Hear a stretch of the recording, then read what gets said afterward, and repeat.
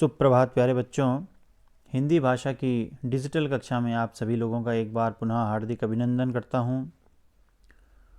साहित्य सागर के अंतर्गत पद्य भाग में अब अगली रचना हमारे पास है विनय के पद, जो कि श्री तुलसीदास जी द्वारा रचित हैं। बच्चों, गोस्वामी तुलसीदास जी भक्तिकाल की सगुण धारा की राम भक्ति शाखा के मुख्य प्रवर्तक माने जाते हैं और अधिकांश विद्वान मानते हैं कि इनका जन्म उत्तर प्रदेश के बांदा जिले के राजापुर नामक गांव में सन 1532 ईस्वी में हुआ था। इनके पिता का नाम आत्माराम दुबे और माता का नाम हुलसी था। दरअसल बचपन में ही इनके माता पिता का देहांत हो जाने के कारण इनका बचपन बड़ा कठिनाइयों में बीता। गुरु नरहरिदास इनके गुरु थे, जिन्होंने इन्हें वेद, पुराण तथा अन्य शास्त्रों का अध्ययन करवाया। बच्चों, जैसा कि आप जानते हैं कि तुलसीदास जी श्री राम जी के अनन्य भक्त थे। संवत 1631 में इन्होंने श्री रामचरितमानस की रचना प्रारंभ की। इनके लिखे हुए बहुत सारे अन्य प्रमुख ग्रंथ भी हैं, परंतु जो रामचरितमानस है वह इनका जो है सबसे लोकप्रिय ग्रंथ है। इसकी गिनती विश्व के प्रमुख ग्रंथों में की जाती है। इस ग्रंथ में भारतीय संस्कृति, धर्म, दर्शन तथा भक्ति का अद्भुत समन्वय देखने को मिलता है। तो आइए अब विनय के पद प्रारंभ करते हैं। आप लोग ध्यानपूर्वक इसकी व्याख्या और भावार्थ को समझिए। बच्चों, पहला पद है, ऐसे को उदार जग माही, बिनु सेवा जो द्रवय दीन पर, राम सरिस को नाही। जो गति जोग विराग जतन करी, नहीं पावत मुनि ज्ञानी। सो गति देत गीध सबरी कहाँ, प्रभु न बहुत जिय जानी। जो संपत्ति 10 शीस अरप करी, रावण शिव पह लीन्ही। सो संपदा विभीषण कहाँ अति, सकुच सहित हरि दीन्ही।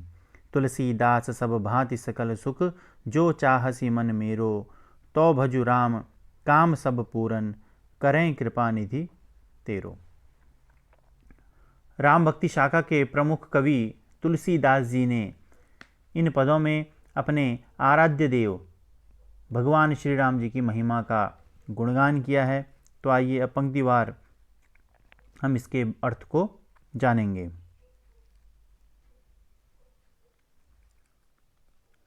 ऐसे को उदार जग माही, ऐसा कौन, उदार यानी करुणा से युक्त, जग माही जग में, ऐसा जग में उदार व्यक्ति कौन है। बिनु सेवा जो द्रवय दीन पर, जो बिना किसी सेवा के ही, द्रवय यानी करुणा करता हो, किन पर, दीन दुखियों पर। ठीक है, ऐसा जो है राम सरिस को नाही, ऐसा इस संसार में श्री राम जी के समान अन्य कोई नहीं है। ठीक है बच्चों, तो यहाँ पर तुलसीदास जी क्या कहना चाह रहे हैं कि श्री राम जी के अतिरिक्त कोई ऐसा दूसरा नहीं है जो कि दीन दुखियों पर बिना सेवा किए ही दया करता हो। ठीक है, बिनु सेवा, बिना सेवा के ही दया करता हो। तो कहने का तात्पर्य है कि श्री राम जी दीन दुखियों पर उनके द्वारा सेवा किए जाने के बिना ही कृपा करते हैं। प्रस्तुत पद में तुलसीदास जी के आराध्य देव भगवान विष्णु के अवतार राम जी की बात की जा रही है। तुलसीदास के अनुसार भगवान राम के समान उदार संसार में और कोई भी नहीं है। श्री राम जी बिना सेवा के ही दीन दुखियों पर अपनी कृपा दृष्टि रखते हैं और उनका इस भवरूपी सागर से उद्धार करते हैं। अब इसी क्रम में अगली पंक्तियां हैं। जो गति जोग विराग जतन करी, नहीं पावत मुनि ज्ञानी। सो गति देत गीध सबरी कहूँ, प्रभु न बहुत जिय जानी। जो गति यानी ऐसी गति, जोग विराग यानी योग और वैराग्य, ठीक है, जतन करी यत्न करने पर, नहीं पावत मुनि ज्ञानी, यानी नहीं पावत यानी प्राप्त नहीं कर पाते हैं कौन, मुनि और ज्ञानी लोग। ऐसी गति जो कि योग और वैराग्य जैसे यत्न करने पर भी, ठीक है, ज्ञानी और मुनियों को प्राप्त नहीं होती है। सो गति देत गीध सबरी कहूँ, प्रभु न बहुत जिय जानी। सो गति देत, ऐसी गति, ठीक है, भगवान ने किसको प्रदान की? भगवान श्री राम के द्वारा गीध, ठीक है, गिद्धराज जटायु और शबरी, ठीक है, ये दोनों क्या हैं? रामायण के पात्र हैं, ठीक है। और प्रभु न बहुत जिए जानी, और ऐसा करते हुए उन्होंने इसे बहुत बड़ी बात नहीं समझा। कवि का तात्पर्य क्या है कि बड़े बड़े ज्ञानियों और मुनियों को भी योग और तपस्या से भी भगवान का ऐसा आशीर्वाद नहीं मिला जैसा कि भगवान श्री राम द्वारा जटायु और शबरी को मिला था। तो बच्चों, यहाँ पर गीध और शबरी के बारे में हम आपको बताने जा रहे हैं। तो गीध अर्थात गिद्ध से कवि का तात्पर्य जटायु से है। जब रावण सीता का हरण करके आकाश मार्ग से लंका की ओर जा रहा था तो सीता की दुख भरी, ठीक है, चीख पुकार को सुन करके जटायु ने उन्हें पहचान लिया और उन्हें छुड़ाने के लिए उसने रावण से युद्ध भी किया था, ठीक है, जिसमें वह गंभीर रूप से घायल हो गया। इसके बाद सीता को खोजते हुए जब श्री राम वहाँ पहुँचे तो घायल जटायु ने राम जी को रावण के विषय में सूचना देकर, ठीक है, और उनके चरणों में ही जो है अपने प्राण त्याग दिए। तो भगवान ने उन्हें मोक्ष की प्राप्ति दी। इसी प्रकार सबरी अर्थात जो एक भीलनी थी, ठीक है, शबर जाति की महिला स्त्री थी, तो जब उसे पूर्वाभास हुआ कि राम उसी वन के रास्ते से जाएंगे जहाँ वह रहती है, ठीक है, वनवास के लिए जब श्री राम निकले थे तो उसी मार्ग से निकले थे उनके आश्रम से, तो तब उसने क्या किया कि राम जी के स्वागत में चक चक करके मीठे बेर जमा कर लिए, ठीक है, ताकि कोई भी खट्टा बेर प्रभु के मुंह में न चला जाए। तो श्री राम जी ने भी उनका जो प्रेम पूर्वक जो आतिथ्य था वो स्वीकार किया और उसके जो है चखे हुए जो जूठे बेर थे, ठीक है, वो खाए उन्होंने भक्तिपूर्वक, और इस प्रकार उन्होंने शबरी को परम गति प्रदान की। तो कवि ने यही कहा है इन दोनों पंक्तियों में कि जो गति ज्ञानी मुनियों को योग और वैराग्य जैसे अनेक यत्न करने पर भी प्राप्त नहीं होती, वही गति श्री राम ने गिद्ध को यानी जटायु, ठीक है, जैसे पक्षी और शबर जाति की स्त्री शबरी को दी, और ऐसा करते हुए उन्होंने इसे बहुत बड़ी बात नहीं समझा। अब इसी क्रम में जो संपत्ति 10 शीस अरप करी रावण शिव पह लीन्ही, सो संपदा विभीषण कहाँ अति सकुच सहित प्रभु दीनी।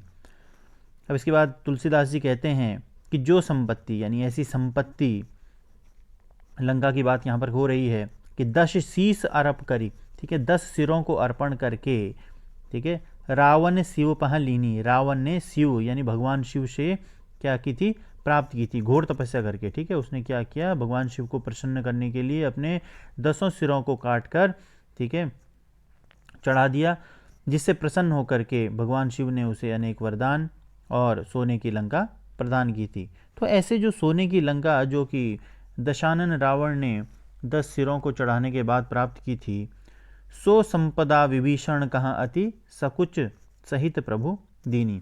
सो संपदा, ऐसी संपदा यानी उस लंका को, ठीक है, भगवान श्री राम ने क्या किया था? ठीक है, जब उन्होंने रावण का वध कर दिया था उसके पश्चात वह सोने की लंका उन्होंने विभीषण को, क्योंकि जो विभीषण था वही वास्तविक उसका क्या था? अधिकारी था, ठीक है, रावण का जो छोटा भाई था। तो उन्होंने सहर्षपूर्वक, हालांकि जीती उन्होंने थी, लेकिन उन्होंने अपने भक्त विभीषण को सहर्ष वह संपत्ति प्रदान कर दी, ठीक है। तो इसमें यही कहा गया है कि जिस संपत्ति को लंकापति रावण ने अपने 10 सिरों को शिव पर चढ़ाने के बाद प्राप्त किया था, उसी संपत्ति को अत्यंत, ठीक है, बिना किसी शंका के उन्होंने विभीषण को प्रदान कर दिया। कहने का तात्पर्य क्या है कवि का? कि जिस कृपा को प्राप्त करने के लिए रावण को अपने 10 सिरों को अर्पण करना पड़ा था, वही कृपा प्रभु की जी की जो कृपा थी, है ना, विभीषण को कुछ त्याग किए बिना ही श्री राम जी से प्राप्त हो गई। में यहाँ पर बताया गया है कि जो विभीषण थे वो जो किसके? रावण के छोटे भाई थे, ठीक है, लेकिन वह राम के भक्त थे, क्योंकि उनका जो चरित्र था वह रावण से बिल्कुल अलग था, ठीक है। उसने रावण को राम से क्षमा मांगकर उनकी शरण में जाने के लिए समझाने की चेष्टा की, किंतु रावण ने उसका तिरस्कार किया। रावण की दरबार में अपमानित होकर विभीषण को लंका छोड़कर राम की शरण में आना पड़ा। युद्ध में रावण को पराजित करने के बाद राम ने लंका का जो संपूर्ण राज्य था वह बिना किसी संकोच के साथ अर्थात बिना किसी अभिमान के साथ किसको दे दिया था? विभीषण को दे दिया था। अब अगली पंक्तियां हैं। तुलसीदास सब भांति सकल सुख, जो चाहसी मन मेरो, तो भजु राम काम सब पूरन, कर कृपा निधि तेरो। तो तुलसीदास जी क्या कहते हैं कि सब भांति सकल सुख, कि सभी प्रकार के जो सुख हैं, जो इच्छाएं हैं, जो चाहसी मन मेरो, ठीक है, कि हे मन यदि तू सभी प्रकार के सुख प्राप्त करना चाहता है तो भजु राम, तो तू क्या कर, तो तू राम का भजन कर, ठीक है, प्रभु की शरण में जा अर्थात, ठीक है, तो काम सब पूर्ण कर, तेरे जो सारे काम हैं वो सब पूरे होंगे। कौन करेंगे? कृपा निधि, ठीक है, जो कृपा निधि हैं यानी जो कृपा के सागर, ठीक है। हे मन यदि तू सभी प्रकार के सुखों को प्राप्त करना चाहता है तो उन सभी की प्राप्ति श्री राम जी की कृपा से ही संभव है, प्रभु की कृपा से ही संभव है। इसलिए तू प्रभु का भजन कर, प्रभु की शरण में जा।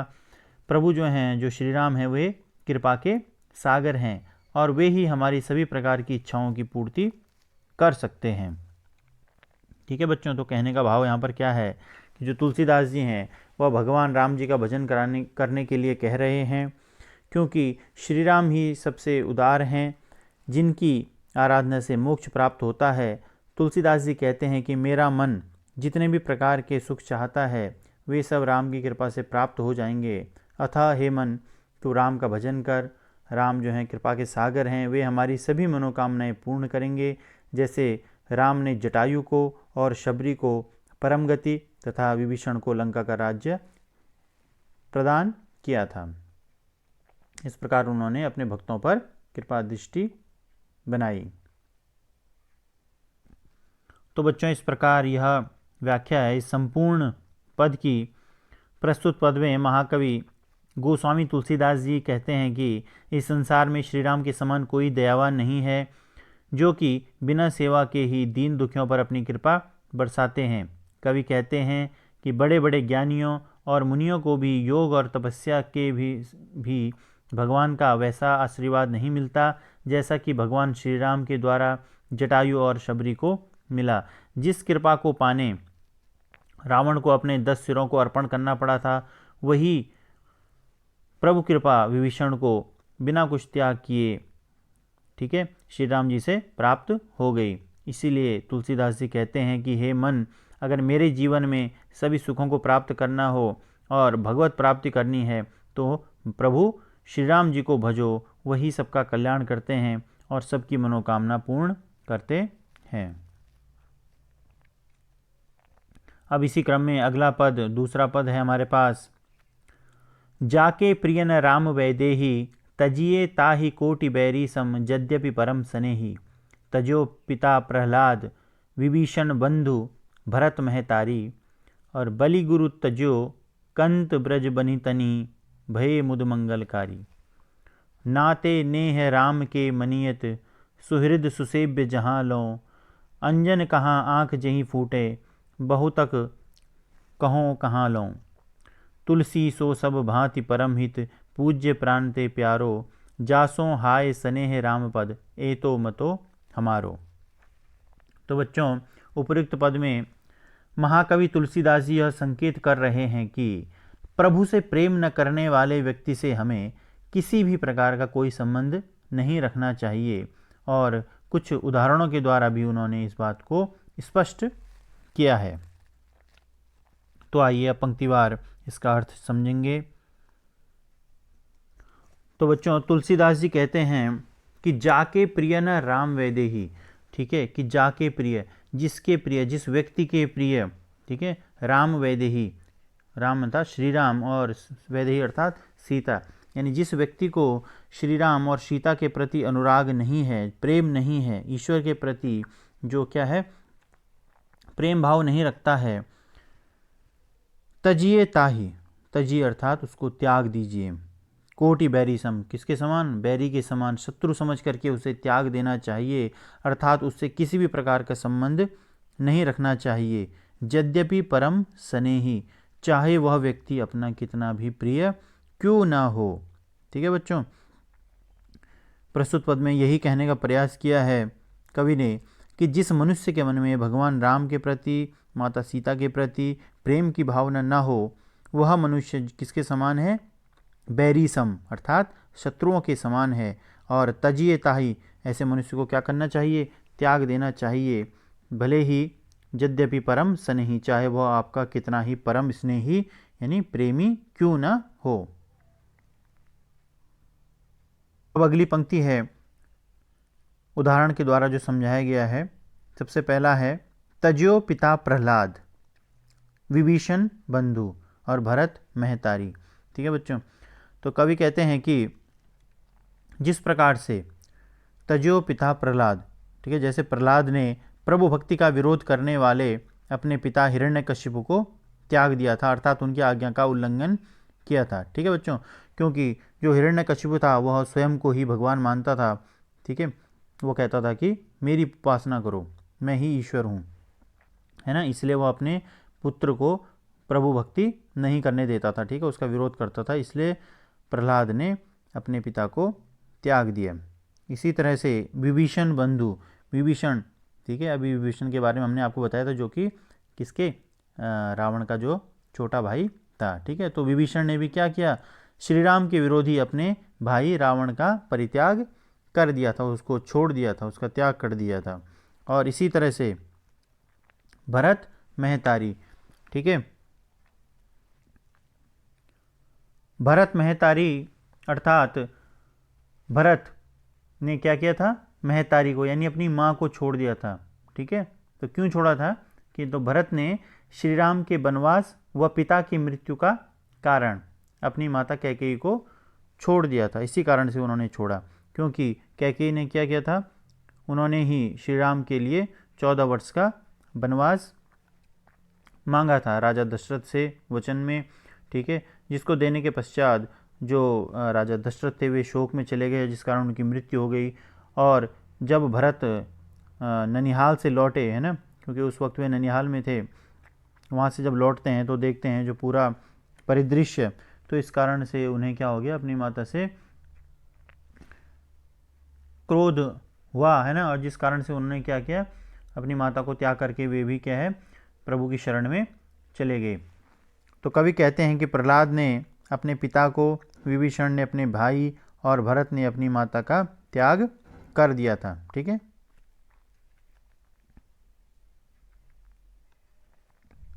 अब आगे कह रहे हैं कि बलि गुरु तजो कंत ब्रज बनी तन्ही, भये मुद मंगलकारी, नाते नेह राम के मनियत, सुहृद सुसेव्य जहाँ लो। ठीक है, उसके बाद कहते हैं बेटा बलि गुरु तजो। ठीक है, जो राजा बलि थे उन्होंने प्रभु भक्ति के लिए, ठीक है, अपने संकल्प को पूरा करने के लिए अपने गुरु शुक्राचार्य को त्याग दिया था। ठीक है, गुरु कौन थे? शुक्राचार्य। ठीक है, और इसी क्रम में कंत ब्रज बनी तन्ही, कंत अर्थात पति, ठीक है, और बनी तन्ही, ठीक है, यहाँ पर स्त्रियों के लिए कहा गया है। तो किसके लिए कहा गया है? जो ब्रज की जो गोपियाँ हैं उन्होंने अपने पति को त्याग दिया था। क्यों? क्योंकि वे कृष्ण के प्रेम में बाधक बन रहे थे। उपर्युक्त जितने भी अभी तक वर्णन किया गया है उन्होंने अपने प्रभु भक्ति के लिए प्रियजनों को छोड़ दिया था। नाते नेह राम के मनियत, सुहृद सुसेव्य जहाँ लो। ठीक है बेटा, तो जो ऊपर बताया गया है कि उपयुक्त व्यक्तियों ने अपने अपने प्रियजनों को छोड़ा और उन सभी का कल्याण हुआ, तो इस संसार में राम के साथ जो है प्रेम का नाता ही सबसे बड़ा नाता है। राम के साथ प्रेम ही सभी प्रकार के संबंधों का आधार होना चाहिए। ठीक है, यहाँ पर बताया गया है कि राजा बलि को उनके गुरु ने और ब्रज की जो गोपियाँ थी, है ना, अपने पति को उन्होंने केवल इसलिए त्याग दिया था क्योंकि उनके मन में श्री राम के प्रति प्रेम नहीं था। अंजन कहाँ आँख जहीं फूटे, बहु तक कहो कहाँ लो। तो अंजन, तो अंजन किसे कहते हैं? काजल को। ठीक है, अंजन कहाँ आँख जहीं फूटे, तो ऐसे कहते हैं कि ऐसे सुरमे या काजल को आँख में लगाने से क्या लाभ, जिसका प्रयोग करने से क्या हो जाए, आँख ही फूट जाए। ठीक है, आँख जी ही फूटे। ऐसे सुरमे या काजल को आँखों में लगाने से क्या लाभ, जिसका प्रयोग करने से आँख ही फूट जाए। तो कहने का तात्पर्य क्या है कि कवि कह रहे हैं कि श्री राम सीता के विरोधियों से प्रेम करने तथा संबंध बनाने पर केवल हानि ही होती है ना। और इसलिए क्या करना चाहिए, ऐसे लोगों के साथ संबंध रखना चाहिए जिनका प्रभु के साथ प्रेम है, ना कि जो कि क्या है, नास्तिक प्रवृत्ति के हैं या जो कि ईश्वर को नहीं मानते हैं। तो भाव कहने का यही है कि तुलसीदास जी कहते हैं, जिस प्रकार काजल के प्रयोग के बिना लोचन सुंदर नहीं दिखते हैं, वैसे ही श्री राम के प्रति है ना जो प्रेम है, अनुराग है, उसके बिना जीवन का कल्याण संभव नहीं हो सकता है। तुलसी सो सब भांति परम हित, पूज्य प्राण ते प्यारो, जासो हाय स्नेह राम पद ए तो मतो हमारो। ठीक है, जिसमें कहते हैं, तुलसीदास जी कहते हैं कि सो सब भांति परम हित, पूज्य प्राण ते प्यारो। भगवान राम के प्रति प्रेम से ही जो है संपूर्ण जीवन का जो कल्याण हो सकता है ना। इसीलिए तुलसीदास जी ने कहा है कि जिस मनुष्य के मन में भगवान राम के चरणों के प्रति स्नेह और प्रेम होगा, ठीक है, चरणों के प्रति है ना, स्नेह राम पद, स्नेह होगा राम के पैरों चरणों के प्रति, तो उसी का क्या होगा, मंगलमय हो सकता है उसका जीवन, और जो प्रभु श्री राम है उसका कल्याण करेंगे। ए तो मतो हमारो। ठीक है, कहते हैं कि यह मेरा मत है, ऐसी उनकी सम्मति है कि जिसका राम सीता से स्नेह है उसी का परम हित होता है। यह इसकी संपूर्ण व्याख्या है, जिसमें कहा गया है कि प्रस्तुत पद में महाकवि गोस्वामी तुलसीदास जी कहते हैं कि जिस मनुष्य के मन में भगवान राम के प्रति प्रेम की भावना न हो, वह मनुष्य शत्रुओं के समान होता है, और ऐसे मनुष्य को त्याग देना चाहिए, चाहे वह कितना भी अपना स्नेही क्यों ना हो, कितना भी प्रेमी क्यों ना हो। कवि कहते हैं कि प्रहलाद ने अपने पिता को, विभीषण ने अपने भाई को, और भरत ने अपनी माता को त्याग कर दिया था। इसी प्रकार राजा बलि को उनके गुरु ने और ब्रज की गोपियों ने अपने पति का केवल इसलिए त्याग कर दिया था क्योंकि उनके मन में श्री राम जी के प्रति प्रेम नहीं है। दास जी कहते हैं कि जिस प्रकार काजल के प्रयोग के बिना लोचन सुंदर नहीं दिखते, वैसे ही श्री राम के प्रति अनुराग के बिना जीवन का जो कल्याण है वह असंभव है।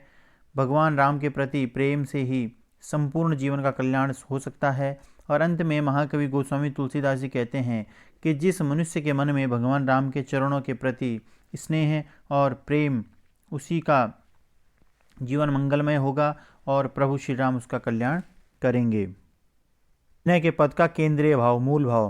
पहले पद का जो केंद्रीय भाव है, जो मूल भाव है, वह यह है कि विनय के पद महाकवि गोस्वामी तुलसीदास जी के द्वारा लिखित रचना है, जिसमें उन्होंने प्रभु श्री राम के प्रति अपना प्रेम भाव प्रकट किया है।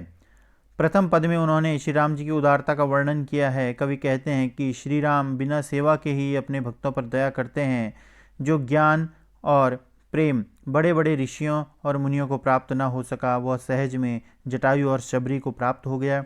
अतः यदि जीवन की भगवत भक्ति प्राप्त करनी हो, ठीक है, जीवन में यदि ईश्वर को प्राप्त करना हो तो भगवान श्री राम जी को भजो। ठीक है, प्रभु की आराधना करो, प्रभु की उपासना करो।